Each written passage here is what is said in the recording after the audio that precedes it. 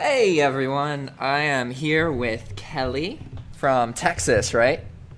That's right. Yeah.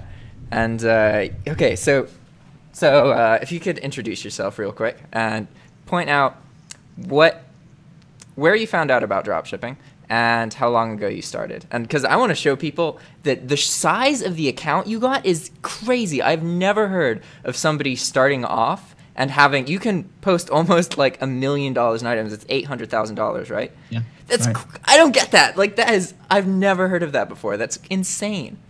Yeah, I'm not sure how I got to that point, but I'll tell you a quick short story and maybe we can figure it out from there.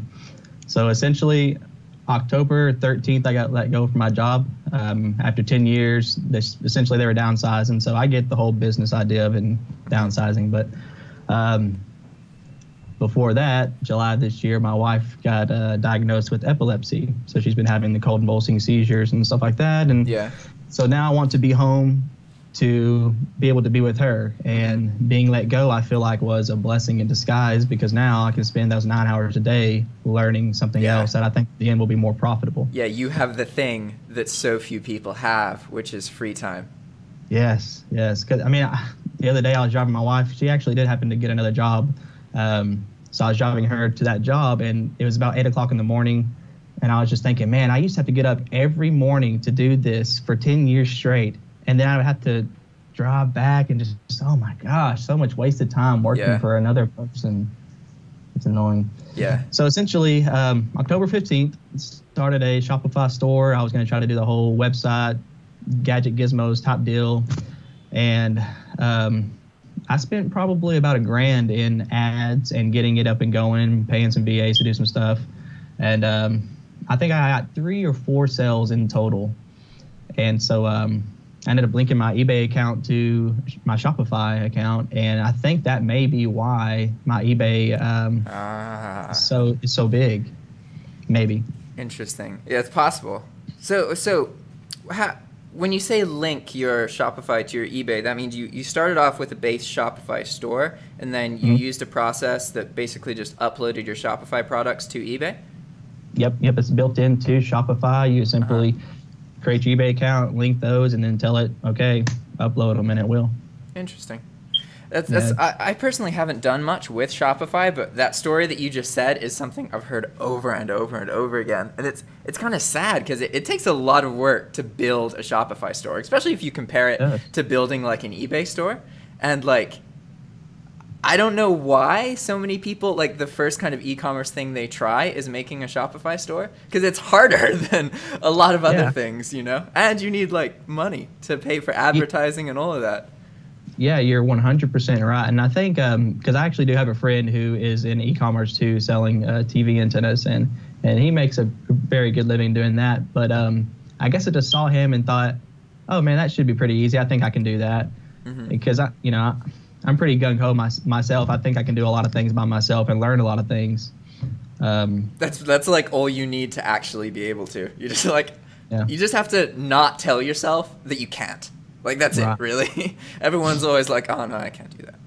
No, yeah, you're definitely right. Starting, if I've learned anything, it's just starting and getting in there and just seeing what happens, I think was the best decision by far. Because, I mean, I've lost $1,000 in ads and stuff, and my wife has a small job she just started, and I don't have a job, but we still do have, some severance coming in, and, I had 401k, so I still have a little bit that we can live off of, and I can afford to do that little bit. Yeah. I mean, dude, people drop like 1 to 200 grand on an education and 4 to 8 years of their life to earn like that amount of money in 2 years. Like, it's if all you lose is $1,000, or hell, even if you lose $5,000, like if you think about what other people do, it's not the end of the world. Right. No, you're exactly right. And I wish that I would have started way earlier back in the day, like 6 years ago, whenever I started looking at Bitcoin and all that. Thinking back to that time, I wish I would have jumped in then. Is kind of what helped me jump in now, because I don't want to miss out on that kind of opportunity again. Yeah. A friend of mine had he had like hundreds of Bitcoins back when they were pennies. And then his dad convinced them that it was all crap, and so he sold them and bought drugs. And then like 2 years later, he showed me the math, and he would have like $2,300,000 or something like that. It's just like, oh my god. But no, dude, there's this guy who follows or who watches some YouTube videos. He's talked to me a couple times, and he's 15, and he's produced like 10 sales or something. But I was like, dude, if I started dropshipping when I was 15, like, oh my god, he's gonna be set, even if he just fails dismally for 4 years. But like, being 19 and having 4 years of e-commerce experience, it's crazy, you know. No, you're right. Yeah, I was watching one of Marcus's video. That's actually how I found you, was watching Marcus's stuff, and I found you're queuing 7,000 orders into Hydra. Yeah. And I watched that entire thing, and just like, I was like, okay, he's doing this. I kind of replicated it, and then that's when I just started watching the rest of your videos, and I said, okay, this guy, he knows what he's talking about. I feel like I can trust this guy enough to start putting money towards this. You have the right mentality, because it's like, I really try not to be like, oh guys, do what I do and you're gonna get rich, because that's not what the situation is. You have to expose yourself and make your own decisions and develop your own process and be kind of open-minded about it, you know. And you know, I don't earn that much money, but I have been exposed to a lot of people who do, so I can give advice about what to do. But the trouble is, sometimes people make a lot of assumptions about me, especially because of the videos I was in with Mark. Mark's very wealthy background, so people are like, oh, Jack's rich too. I am not. Like, I don't work enough on dropshipping to make it earn me a bunch of money, because I have other interests, but that doesn't really matter. So I want to give you some time to ask any questions that you have, and then after that I'll give you kind of my thoughts on what you should do considering the size of your account in order to earn as much money as you can. And it's not just bulk. Like, I'll explain more about that later. But your account's so big, if you optimize listings and train virtual assistants, you're set. That is the most surefire way to earn money dropshipping. Bulk is risk. It's not as easy as optimization, and there's more that you can lose. And you have to really, I think you have the right mentality to not just think, oh, I just need to upload 20,000 listings and then I'm going to be rich, because that is not how it works at all. But anyway, so you asked some questions yesterday. Yeah, it was a question that you actually already answered it in, I think it was your previous video where that guy was asking you 16 questions. It was basically, yeah. If you could go back, I feel like you're asked this all the time, so that's why I wasn't going to ask again. But it was just, you know, the same thing. What would you have changed if you could go back and change anything? And I assume it would be, you would have started earlier, I would assume. Yeah, yeah, I would have like started when I was like, I don't know, 15 or something. Yeah. Well, believe it or not, you probably were already on that journey at that time. It didn't all fall into place yet. Yeah, that's what I tell people about dropshipping. Like, even if dropshipping isn't the thing that changes your life and earns you money, if you're interested in dropshipping, that means you're interested in being your own boss and you're interested in earning money from a laptop. Dropshipping is the next step for you. Maybe you will move on to something else after that, but if you keep pursuing what you're interested in, what you feel is your biggest opportunity, then you get there. You know, maybe it's not through dropshipping, maybe it's through something else. Like right now, I earn more from the course and affiliate stuff, that is like, it's nice because it's like almost entirely passive. Whereas dropshipping, you have to place orders every day, or at least pay somebody to. But if it wasn't for the information that I learned from dropshipping, none of that would exist. So it's not like, dropshipping doesn't do anything for me. It's just, I think you'll find that once you learn information, there's different ways to monetize that information. And using it to earn money dropshipping is just one way to monetize the information that you have. There's, you can make tutorials, you can make courses, you can run a YouTube channel, you can do affiliate stuff. There's tons of ways to further monetize that information. And if you just stick to sales, then you're only kind of earning from one of those branches. And if something happens with your eBay account, you're screwed, Yeah, so it's good to have a whole bunch of different options. No, you're right. You are 100% right. Yeah, I was thinking about that. the other day about what I was going to do, and it was actually before I even added this whole eBay store to my Shopify account, and I was actually looking at. I realized how easy it was to create a page myself, and so I guess naturally I started wanting to go towards the affiliate marketing thing and creating a page and have people go to it and lead to another page and all that, so on. But I don't know. I just felt like this was the best. I felt led in this direction. If that makes sense. Yeah, you got to trust your instinct, and yeah. I personally think that you have to do what you enjoy. There's a lot of people that don't agree with me there, but like one of the main reasons I've done all the bulk stuff is just because it's thrilling and fun. And instead of doing like kind of reckless things in my life to get those thrills, I can just do this work. And, it's like a safe way, relatively safe way to kind of satisfy that part of myself. Right. And the bulk theory, that's not necessarily a new theory or a thing that someone's tried. But have people done it on like the scale that you're doing it? Yeah, the thing is that there are people who earn a lot of money and have bigger stores, and I don't do it on a huge scale anymore. I used to have like an 90,000 item store, but the goal was just to post 100,000 or 200,000 items to get experience. It wasn't to like run at that level profitably. And like ultimately I did earn money, but compared to how much money I earned eBay, it was a fraction of it. And the thing is that there is so little information about bulk selling. I don't know why, really, but when I've looked, there aren't really that many people teaching it. But I know that it exists because there's eBay accounts with 100,000, 200,000 items. Like, that is bulk. You can't... I mean, it's possible to run an optimized store with that many listings, but you're talking like 100 virtual assistants, like, like a serious enterprise. And honestly, I don't know. I like the idea of having like 1 million items in a store. But now it's just like, I really want to figure out how to just work an hour a day and have all of my bills paid. And I'm not saying I don't want to work more than that. It's just that I want an hour of work I absolutely have to do every day, so that then I can focus on whatever I'm interested in and other things. You know what I mean? Yeah. I think it's a great idea. I think it's a great idea, too, because that will keep you, like, in the business. It'll keep you motivated to keep just doing things and being active rather than being lazy, skipping. And, if you continue doing that, you'll end up a bum. Yeah. I was going to ask you, you said something just a moment ago, and I was going to ask you a question, but then I forgot what I was going to ask you. It's all good.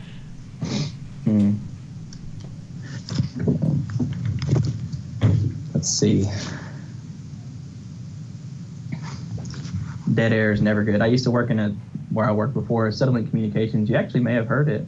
Settlement Communications? I'm not sure. Yeah, it's a big cable company in the U.S. Oh, I remember what I was going to ask you. That you said, trying to think of the best way to word this the right way. So if you were to come back to the States and continue doing what you're doing, your hour a day, do you think that is something that could lead to like something that anybody could do in the U.S.? Anybody? Well, not necessarily anybody, because I know not everybody can learn to do these types of things. Yeah. But, someone like me or someone like anybody that watches your videos. All you technically need is an internet connection. Yeah. Really, I mean, like, because I moved to Nicaragua. You could just move somewhere else in the States. Like, one of my friends lives in Wheeling, West Virginia, and like, it's not as cheap as Nicaragua, but it's way closer to Nicaragua's price than Fairfax County, where I was living, which is like one of the top 5 most expensive counties in the States. So it's like... Is that just living expenses you're talking about? That's just cheaper to live there? In Wheeling? Or in Nicaragua? Yeah, both of them. It's just the cost of life is generally just much cheaper. Like cost of food, going out to get food at a restaurant, going out to a grocery store. With the grocery stores, it's not the difference isn't as noticeable as it is in Nicaragua. Like here, the rent for this house is a 2-bedroom house, and it's $200 a month, and everything is like really casual here. Like I'm a foreigner. I don't have citizenship, but I'm able to just rent a place because I just had to sign a piece of paper and like give them some money, you know. Yeah.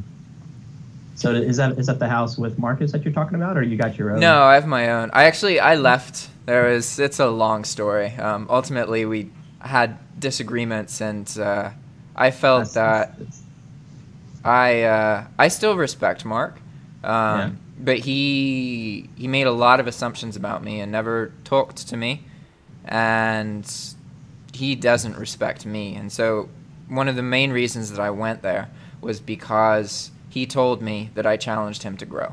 And then he told me that I don't challenge him to grow. So what's the point of me being there if I'm not contributing, you know? So ultimately, that's why I left. But there's a whole bunch of misconceptions about all that, and I'm just trying to move past it. I try to avoid drama at all costs, but I hate it. Yeah. Yeah, I could sense that there was something going on between y'all at the very first of your course. I don't know if anyone else has told you that. Yeah, I've actually, like, I'm trying to figure out if I should keep that section in, because I think it helps a little bit, but at the same time, there's an abundance of people talking about dropshipping. What people really like is the hands-on videos showing exactly, you know, what the rest of the course is, and the biggest criticisms and most repeated criticisms of the course are that there's too much theory and not enough hands-on stuff. And I've looked at like the analytics of the people who've said that, and most of them have only done like the first 2 sections. And the whole the first section is an introduction, so that doesn't really count. But the whole second section is the conversations.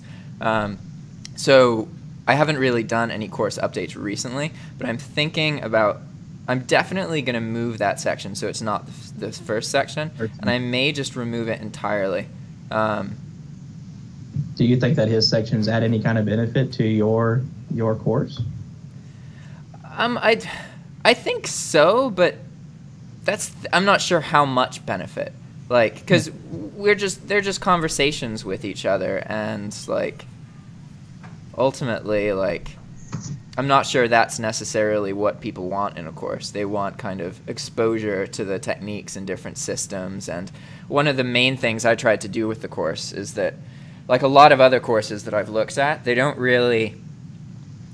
tell you how to do something. They don't show doing it. They don't show you sales. They don't show you the actual process. They don't directly show you the work that you will be doing. So that was the recurring theme with my course, was that I want to just I'm just going to accept the fact people are going to steal my items. I'm going to show them all my sales. I'm going to show them the listings so that they can develop a sense of what kind of items actually sell, because that is something that's missing from a lot of courses. So that's why the course has, like, there's one video in it where I show 1,000 sales that I had, and I show the title, the price, and the picture. Just scroll down and chat about the issues that came up, the ones that were more profitable, all that kind of stuff. Right. Yeah, I've gone through every single bit of it except for your guest ones. I haven't watched those. Yeah. The girl that's from UK though, she's actually sounds pretty interesting just from what I've seen on Marcus's channel. Yeah. Yeah, no, Becky's really cool. I respect Becky because, like, after all the crap kind of went down, like, I apologized to everyone and acknowledged the things that I did wrong, but I felt like I was literally the only person doing that. Everybody else was just blaming everything on me, and that's another reason I left. Because I made mistakes, but I didn't cause all of the problems. Like, there were issues, you know what I mean? And Becky's the only one who actually came back to me and was like, hey, I'm sorry that everything went down the way it did, and, like, it takes a certain kind of person to be able to admit fault and just not blame the other person and act like, nobody else did anything wrong. So I really respect that. Yeah, 100%. Do you think that it's you being there? Are you a minority there? I guess you would say, or are there? In Nicaragua? Hell yeah. Like being a gringo here, like people like look at you as you pass by. They go like, oh, what they call gringos here is chile, leche. It's like leche, which means milk, except instead of leche, it's chile. And so you like walk down the street, they're like, oh, chile, like they're like trying to get your attention. are they doing it like in a mean way, or is that just how everybody just messes around? Sometimes it's a bit like a bit uncomfortable, but it's basically the equivalent of like when somebody catcalls a girl. You know, it's Sure. like it's not nice, you know, Right. but at the end of the day, as long as you don't let it get to you, you just keep walking. It doesn't fucking matter. Oh, you're right. Yeah. Yeah. I keep having questions while you're talking, and I'm thinking of them, and then whenever you get done, I'm like, I know. Yeah. Oh, it was actually about VAs. So are you still against having VAs and doing that? Oh no, I'm not. I've never been against having VAs. Virtual assistants is very like probably one of the biggest game changers you can do as a dropshipper. I don't think there's anything else that can unlock. Okay, aside from using software, I guess software is very useful. Yeah. But definitely like the surefire way to earn money is to train virtual assistants to post items and manage your store. As long as you train them properly, then you're gonna make money. The thing is, whether you use virtual assistants or not, ultimately your success as a dropshipper boils down to what you use as a feed of items. Because you got to be regularly posting items. But if you have a crappy feed of items, like you have a crappy system to figure out what you want to post, then you're not going to earn much. And ultimately, once you have everything automated, that's all that it boils down to at its core is your ability to make a good list of items, because then other people post them, they deal with all the customer service, they deal with all of that. So that, if you can figure that out, then you're set. And so there's a couple ways you can do that. You know, you could do product research, you could snipe people, you could, you know, those are the main two ways. People do product research to figure out what's already selling, and people snipe other people, so they just scan sellers and then get a list of the items that they have already sold, and then they just only post items that other people have sold before. But so one of the things I'm trying to figure out is how you can make a feed of items that is profitable without doing either of those. Well, obviously it's a form of product research, but the thing I'm working on right now is how to use popular YouTube channels about reviewing products that you can sell. So basically you just load a page. I just posted a video about this like yesterday showing it, but you go to YouTube and you find a really well-known channel, the kind of channel that does reviews about actual products. Because one, if they're reviewing a product, that probably means the product's new or it's in high demand. And simply because they do a review, these channels have millions of subscribers. Like if you look at the top 100 channels on YouTube, a bunch of them are toy reviewers, where literally they're just kids who are like opening a toy and playing with it, and their parents run the channel, and they earn tons of money because it's advertising for the toy companies. But that's also an indication that there's a lot of money in the industry, right? So what you can do is find one of these channels and then just keep scrolling down, right? So it loads tons and tons of videos. You have like a page of like 1,000 videos, and then you just select everything, which is going to copy the images and all that. But by pasting it into a tool like Sublime Text, you just get every single title. And so from that point, you can convert that into a list of products. And it's relatively quick, and you can make a really big list. And you know that that list is, one, it's going to be unique, because very few people do that. They are usually scraping other sellers. That if you can figure out how to produce your own sales without relying on the other people to produce sales to then copy, you're set. Because ultimately, the more and more people are dropshipping. So you have to find ways to get ahead of the curve. And you're always going to be able to make money dropshipping, but you're not always going to be able to make money doing the same thing that everyone else does. It's going to be increasingly harder and harder and harder. So, but that's just theoretical at the moment. That's something I'm working on with the Infinii account, to try and actually get some sales on it. Have you had any sales on the Infinii account? No, but again, this is like, the Infinii account can only post 100 items, and I'm not using, up until now, I haven't used anything that I've learned. I've just been directly following what like the basic training in Infinii says. So now it's kind of an indication, all right, a month has passed, you know, I'd expect like at least one sale. You know what I mean? Like with the bulk stuff, I got my first sale in 6 hours. With the Pricematik optimized items, I got my first sale in like 20 hours. Like it's just not, you know, a month is like, it's just too little. So the idea now is, okay, because the account's so small, and because I really do want to be able to have a bulk account in the UK, because that you can earn tons of money from because there's no insertion fees, and that's something that you could really scale.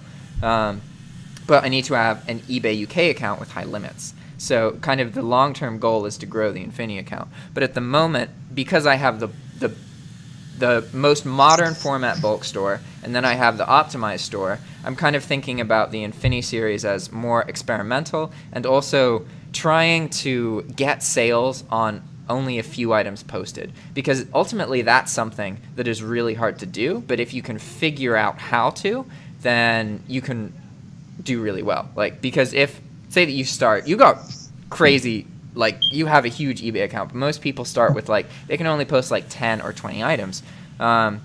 So if you can figure out how to actually produce sales from 10 or 20 items, then that means that you can earn money straight away starting on eBay. Whereas most of the time you can't earn money until 3 or 4 months later.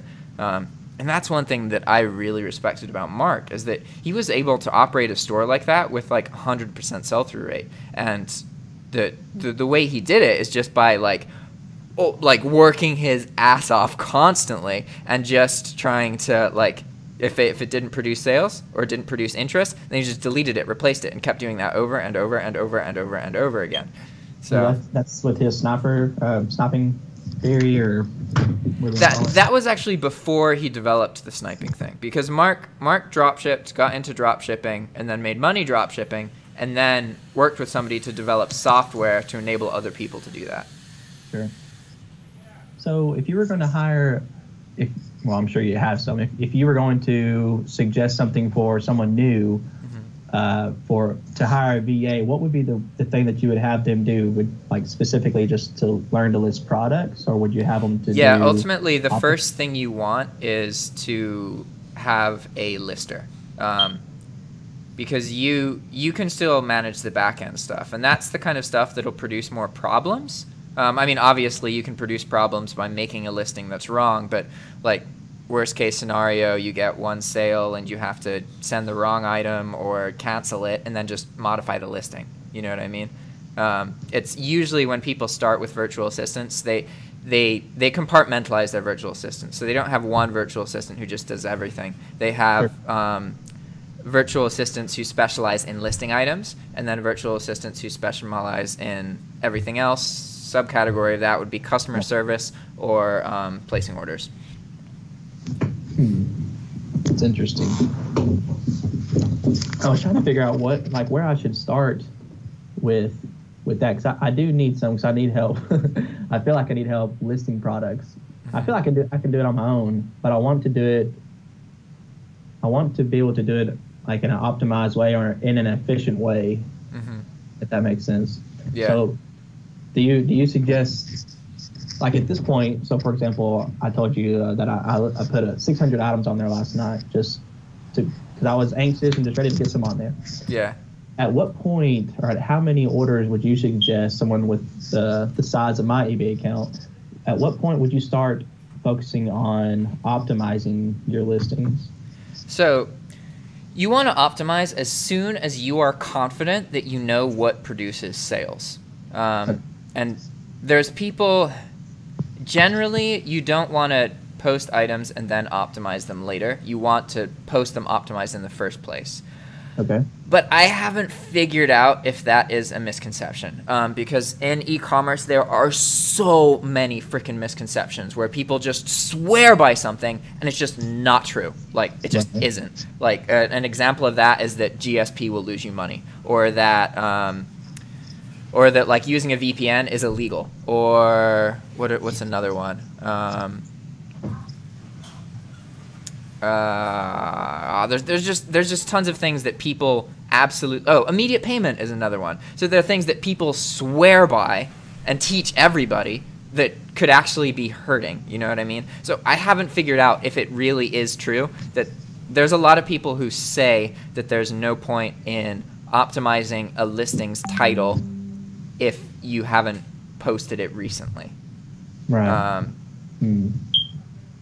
And I don't personally think that that's true, but I do think that it is better to just start from the beginning with an optimized title. But I don't think that it's not worth even optimizing the titles in the first place. So for example, with the current bulk account, for anybody interested in bulk, I really recommend that you just kind of experiment with a couple thousand at first, and then aim on operating at 10,000 listings. If you're in the US. If you're in the UK, then you can pretty much do whatever you want. You just have to be worried about Vero and that kind of thing. But in the US, the insertion fees will really get you. But by having about 10,000 listings, that's how you have the cheapest insertion fees, because under 10,000 listings is 3 cents per item. Over 10,000 listings is 5 cents per item. And that's only a 2-cent difference, but it's almost half. Like, it really, really, really adds up.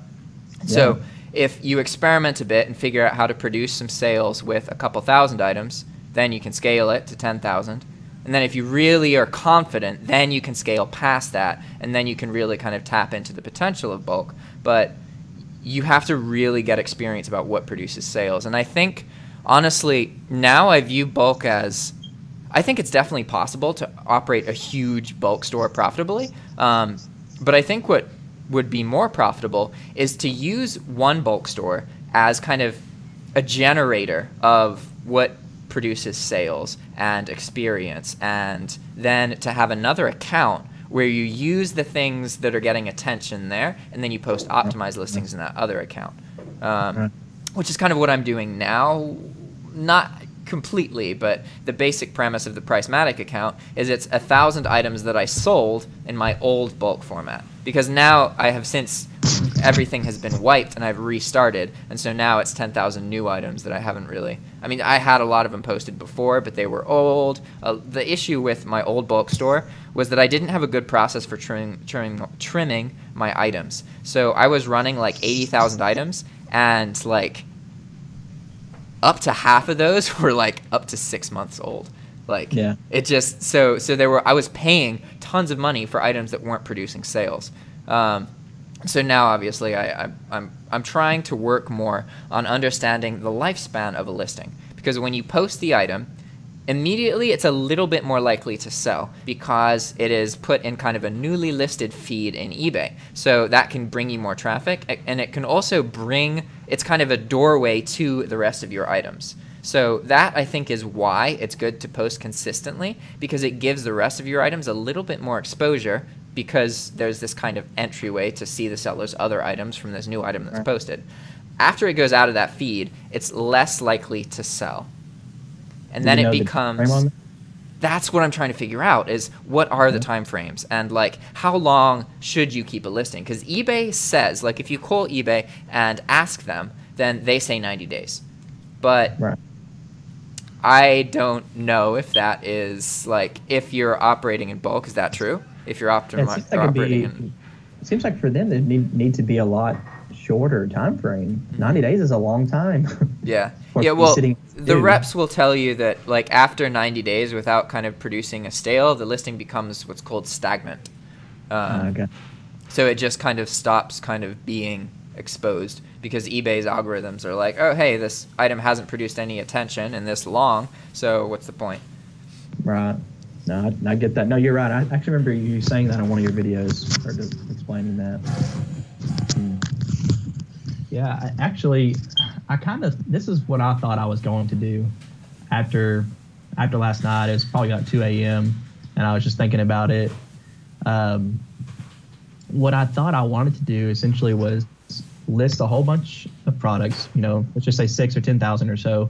And then as sales start coming in, that's when I start dwindling it down little by little, like keep the products that are selling, and then start getting rid of the ones that aren't. Yeah. And just kind of optimize it like that. Yeah. You know what I'm saying? Yeah, that's the mentality I have right now with the Pricematik and the bulk series, is that for now, for the foreseeable future, I have posted there are 11,000 items on the bulk account. There are 1,000 items on the Pricematik account. I am not posting any more items. I want to learn about those time frames. The second that you start continuously posting items, it becomes hard to keep track of, okay, are the sales I'm getting coming from items I posted a month ago or yesterday or 2 months ago? You know, it's kind of complicated. So what I want to do is give this like 90 days and then just delete the listings that are coming out of stock and aren't coming back in stock, trim the store down as I understand what's not producing sales. Same thing you just talked about. Except doing YouTube videos about all of it, you know. So yeah, man, that's great idea to start YouTube for you, because you get so much exposure just from having a YouTube channel. From sending, even if you started doing paid advertising with Google or Facebook or whatever, you send people to it, and I don't know, it's kind of like a landing page in its own. Obviously. Yeah, and it changes things too. Like, okay, I used to have one eBay account.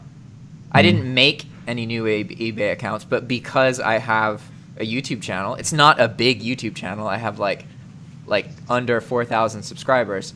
Yet I've gotten 2 free eBay accounts because I run a YouTube channel. Oh, really? eBay gave it to you, or was no, not eBay, but like to do the Infinii videos. It's in people's best interest because of affiliate systems. They'll benefit from me doing videos about stuff, so they'll give me products to use. You know what I mean? Right. And same with the Pricematik series. Yeah, that actually happened with on my Instagram, and that might be a thing you look at too, because for drop shipping, from what I'm seeing, the influencer deal that's blowing up right now it's getting crazy. But a guy I saw my Instagram only had like 300 followers because I created it just in October, middle of October, and he's already sent me. I've already got it. He just wanted me to write a review for him. It's this little golf game that you play with airplanes, and what he makes is these things that you like stick up on your door frames or on your walls, and you try to chunk that plane through that hole. But it's just cool how something so small, like, people see that as beneficial to them, which it is. I mean, they're getting free ad space. Yeah, I met someone when I was at Grind Camp. I met a lot of really interesting people, but one of them was a social media influencer, like you said, and she runs an Instagram account and can literally travel around the world for free because places will give her accommodations just to go there and then give social media influence to their location or their hostel. And it's like, it really opened my mind. I was like, whoa, the things you could be doing. There's so many. Ultimately my takeaway from Grind Camp was that, like, before Grind Camp, I wondered if it was I'll explain that in a second. But before Grind Camp, I wondered if it was possible to earn money from a computer. Now I have looked in the eyes of like 20 to 30 people who do it. There is no doubt in my mind at all that it is possible. Whereas before there was some doubt. I didn't know. But now it's not a matter of like if you can. It's like, how do you want to? Like, there's tons of different ways. You're right. No, I had the same feeling when that buddy I mentioned who sells you TV antennas. I'm like, if this guy can do it, not anybody can do it, but it's like, man, it is possible. It's definitely possible. Yeah. It's fun, man. I'd like to talk more regarding all this. Yeah. Yeah, I'm always down to do more videos in the future, or just chat, Yeah. Man, I've learned a lot here. And I did have a question for you. But this is more related to the personal things. No, that's fine. You can ask me whatever, dude. So it was just, if you were in my situation, and I've kind of told you, you kind of see what I have. Yeah. Would you suggest that my plan to get, say if I was going to add, let's say 5,000 listings today, like, is there a specific niche or a specific keyword that you would search for? Okay, so you want to make sure you have an anchor store. It's going to cost $300 a month, but it's going to greatly reduce your insertion fees because otherwise they're 10 cents per listing. So you pay for 3,000 listings, you've already paid for an anchor store, you could have up to 10,000 listings. Make sure you keep the store at less than 10,000 listings until you've really gotten comfortable and you're profitable to the point that you want to be. Only post, if you're using Walmart, only post 2-day shipping items. Don't post items that are not 2-day shipping. That's going to reduce the number of items available to post because most of Walmart's inventory is not 2-day shipping, but it's going to, there are so many reasons that you should only use 2-day shipping. To go over them really quickly. One is that obviously ships fast. That means that the buyer is less likely to have issues. Two, they also return, like the return process is not necessarily faster, but like if you have an issue and it's a return and the buyer doesn't take forever, you can have everything taken care of like 5 days from the order. It's really quick.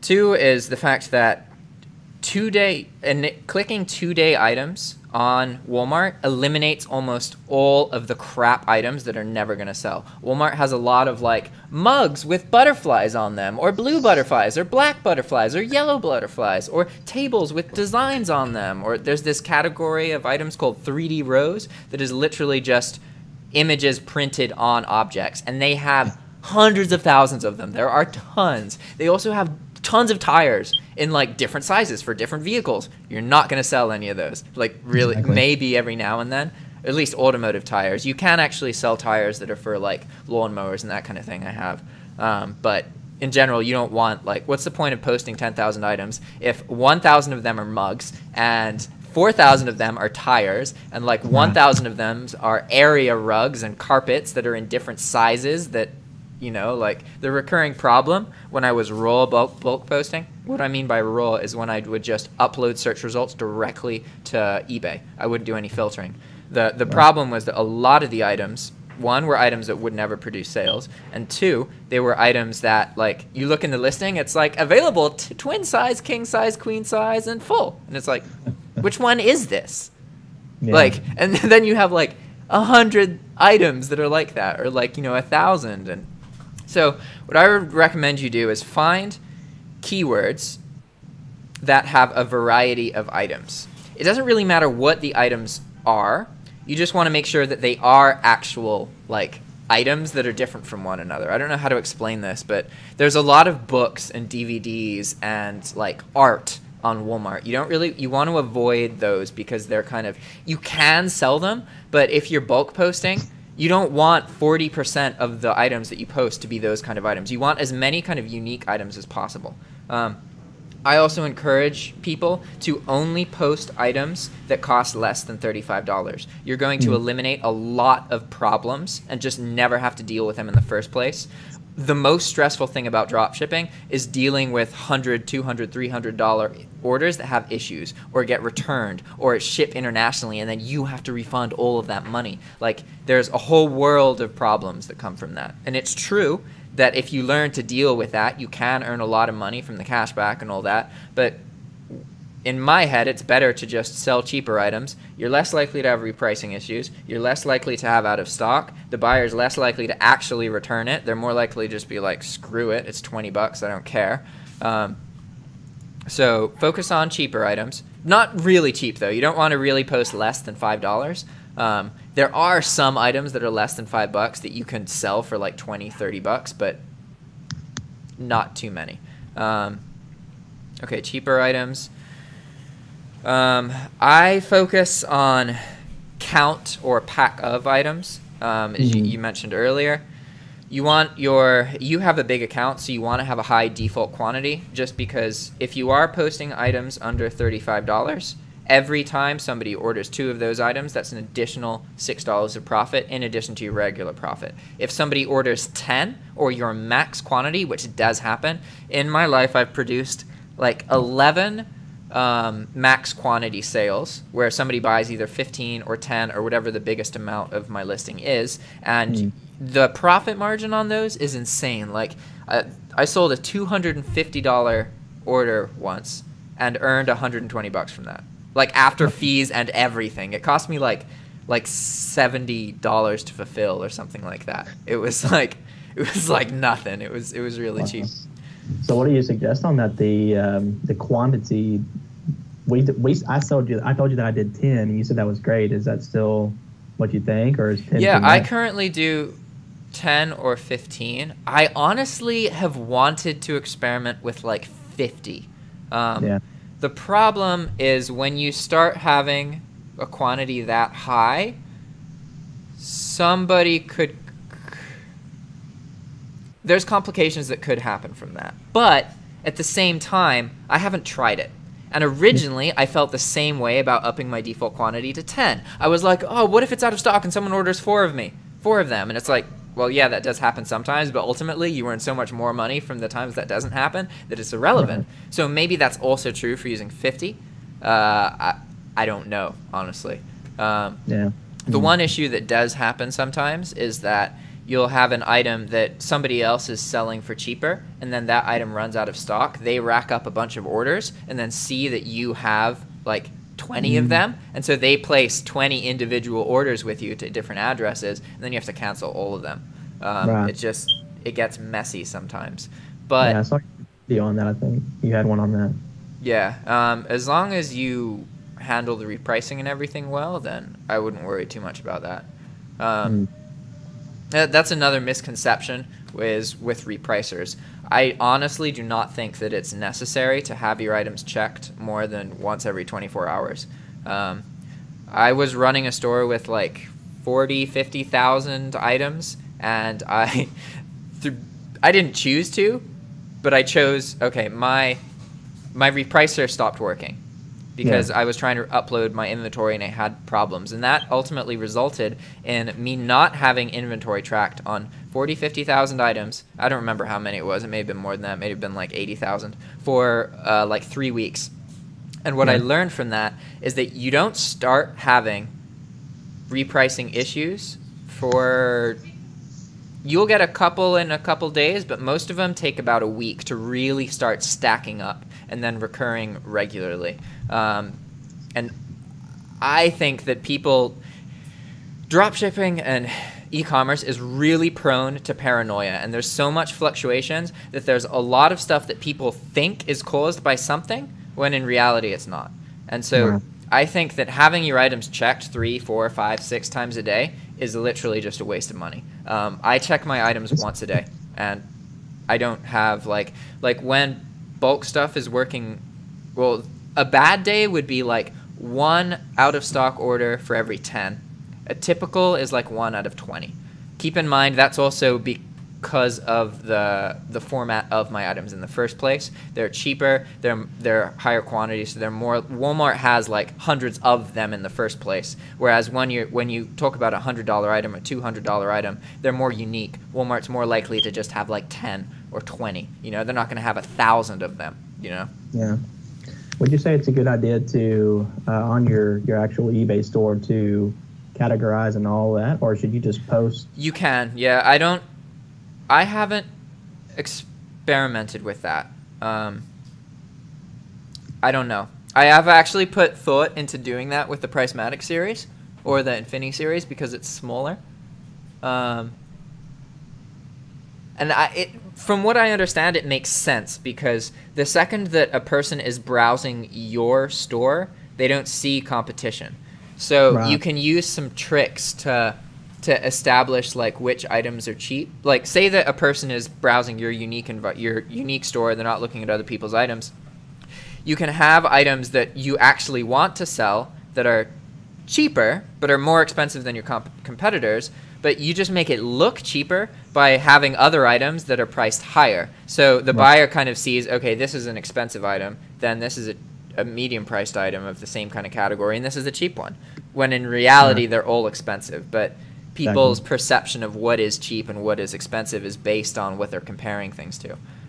So I think that there definitely is potential for that, but I don't have enough experience to talk about it really.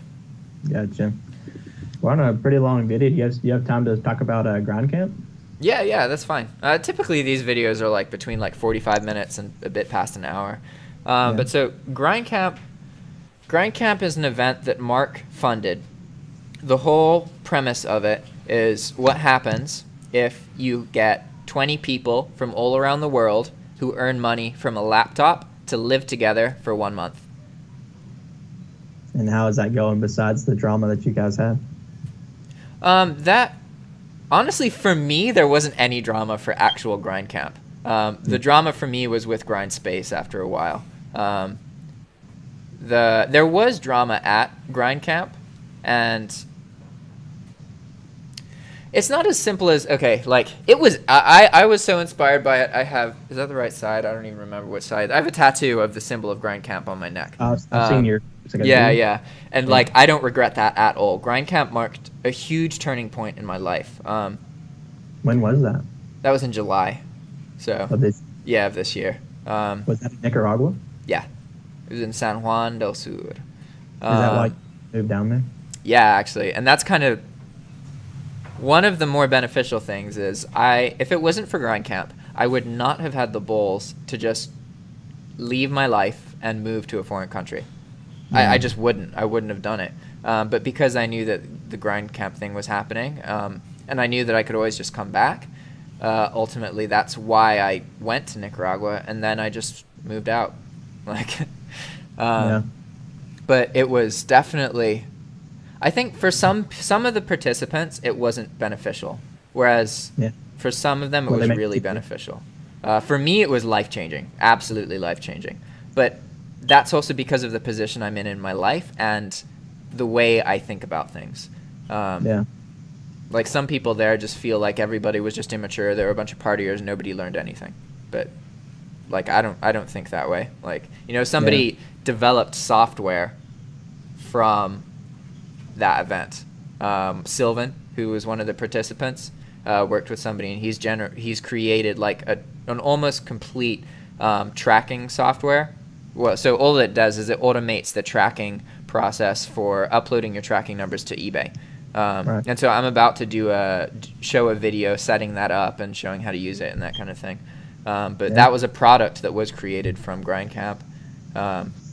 My course was created during Grindspace, which is like Grindcamp except a smaller version of it. So Grindcamp was 20 people for a month.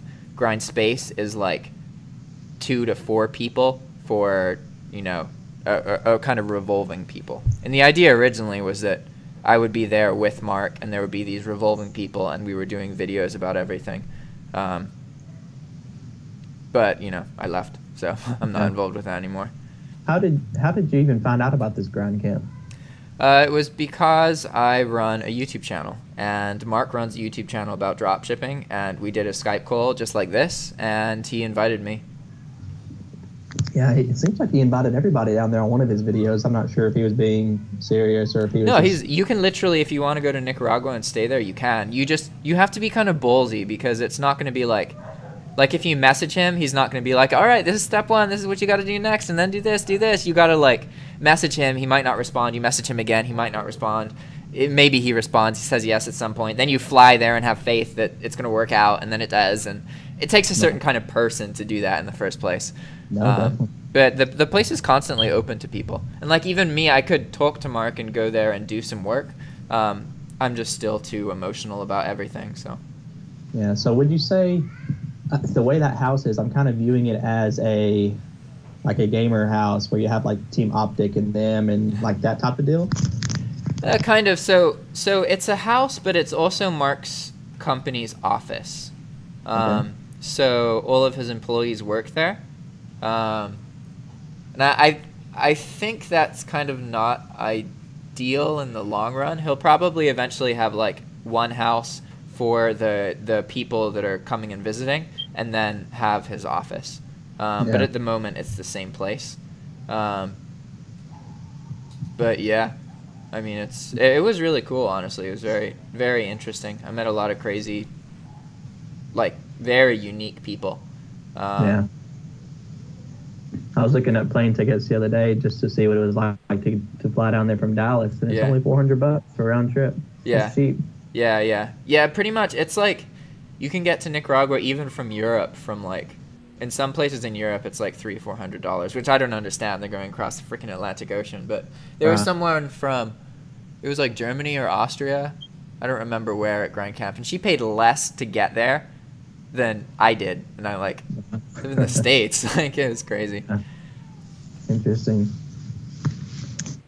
Well, I guess that's all I have. Oh, actually, you said you don't use Shopify. Have you ever heard of Oberlo? Oberlo, yeah. Yeah, Oberlo is like dropshipping software to make Shopify easier. Yeah, essentially what it is you go to, I think it's used for AliExpress, so that's what I use it on, but it's essentially like if you were to go to Walmart and pick each product you want to do, and then it automatically loads them up versus going in and trying to find all the links and parsing it and all that stuff. Yeah, and it keeps track of the inventory too, right? Yes, yeah. It'd be pretty cool if they had something like that for eBay. Yeah. Or do they? Well, I mean, there's, so wait, so what listing software do you know about? Just Hydra?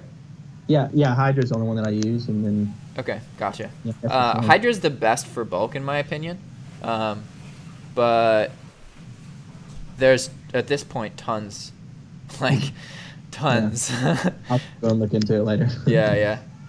Okay, so before we head out, I just want to give you, like, if I was in your position with the eBay account that you have, what I would do.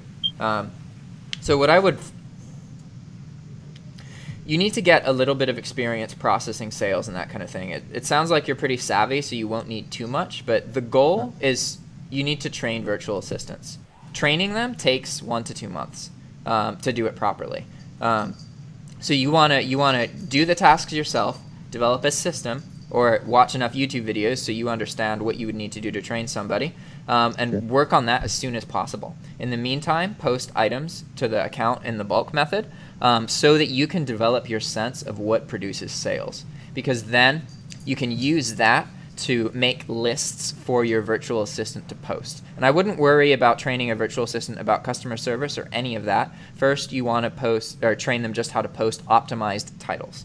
And for that, you could use Hydra Lister. There's other tools as well that you could use. Since you already pay for Hydra Lister, it's probably the best bet, because some of the other tools, like Pricematik is the best lister in my opinion, but it's really expensive and gets increasingly expensive the more items you post.